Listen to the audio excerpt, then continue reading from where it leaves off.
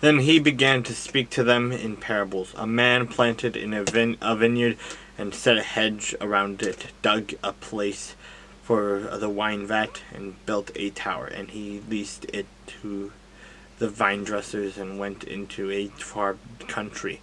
Now at a vintage time he sent a servant to the vine dressers that he might receive some of the fruit of the vineyard that from the vine dressers.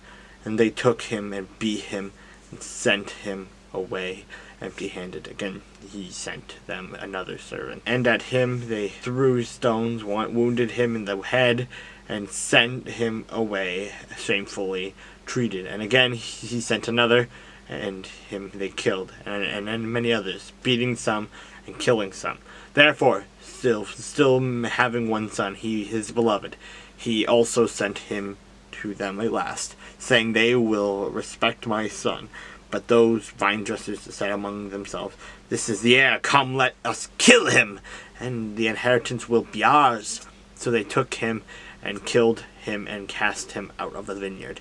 Therefore, what will the owner of the vineyard do? He will come and destroy the vine dressers and give the vineyard to others. Have you not even read this scripture? The stone which the builders rejected has become the chief cornerstone. This was the Lord's doing, and it is marvelous in our eyes. And they sought to lay hands on him, but feared the multitude, for they knew he had spoken the parable against them. So they left him and went away.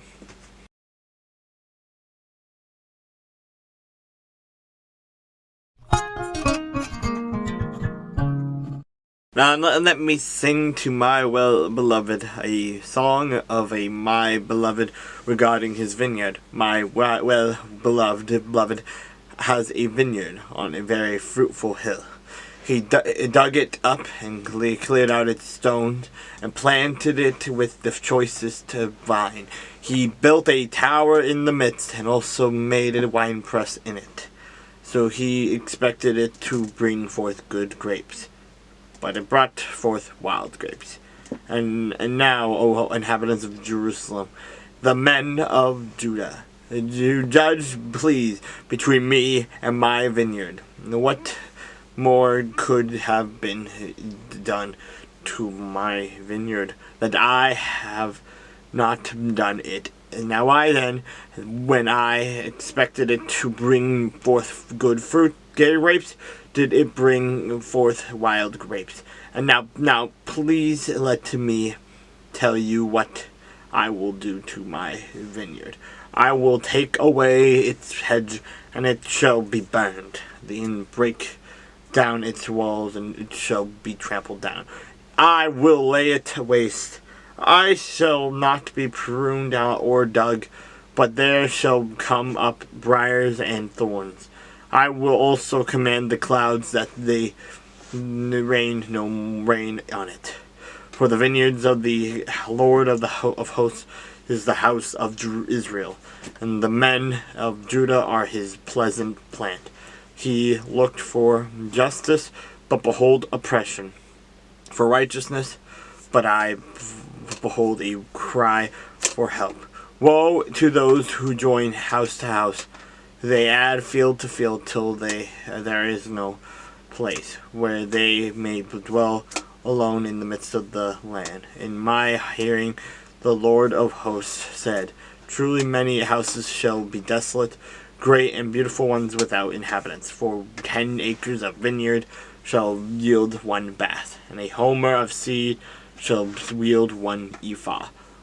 Woe to those who rise early in the morning, that they may follow intoxicating drink, who continue until night, till wine inflames them. The harp and the strings and the tambourine and flute and wine are in their feast. But they do not regard the work of the Lord, nor consider the operation of his hands. Therefore my people have gone into captivity, because they have no knowledge. Their honorable men are famished, and their multitude dried up with thirst. Therefore Sheol has enlarged itself and opened its mouth up beyond measure. Their glory and their multitude and their pomp, and he who is jubilant shall descend on into it. People shall be brought down, each man shall be humbled, the eyes of the lofty shall be humbled. But the Lord of hosts shall be exalted in judgment, and the God who is holy shall be hallowed in righteousness. Then the lambs shall feed in their pasture, and the waste places of the fat ones strangers shall eat. Woe to those who draw iniquity with cords of vanity, and sin as if with a cart rope, that they let him make see speed and hasten his work, that we may see it. And let the counsel of the Holy One of Israel draw near and come, that we may know it. Woe to those who call evil good and good evil, who put darkness for light and light for darkness, who put bitter for sweet and sweet for bitter. Woe is those who are wise in their own eyes and prudent in their own sight. Woe to men mighty at drinking wine. Woe to men valiant for mixing intoxicating drink, who justify the wicked for a bribe, and take away justice from the righteous man. Therefore, as the fire devours the stubble, and the flame consumes the chaff, so their root will be as rottenness, and their blossom will extend like dust, because they have rejected the law of the Lord of hosts, and despised the word of the Holy One of Israel. Therefore the anger of the Lord is aroused against his people. He has stretched out his hand against them, and stricken them, and the hills trembled. Their carcasses were as refuse in the midst of the streets. For all his anger is not turned away, for his hand is stretched out still. He will lift up a banner to the nations from afar, and will whistle to them from the end of the earth. Surely they shall come with the speed swiftly. No one will be weary or stumble among them. No one will slumber or sleep, nor will the belt on their loins be loosed, nor the strap of their sandals be broken. Those arrows are sharp, and all their bows bent. Their horses' hooves will seem like flint, and their wheels are like a whirlwind. Their roaring will be like a lion. They will roar like young lions. Yes, they will roar and lay hold of the prey.